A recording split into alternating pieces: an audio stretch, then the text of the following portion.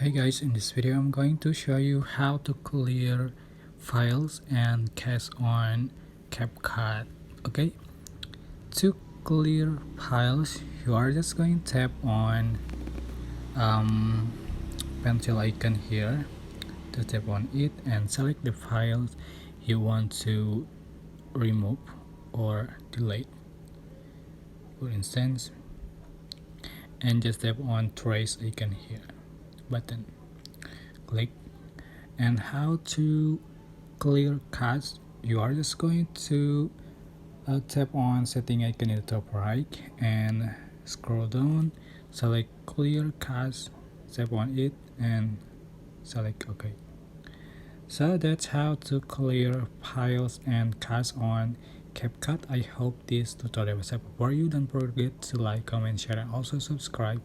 Thank you so much for watching.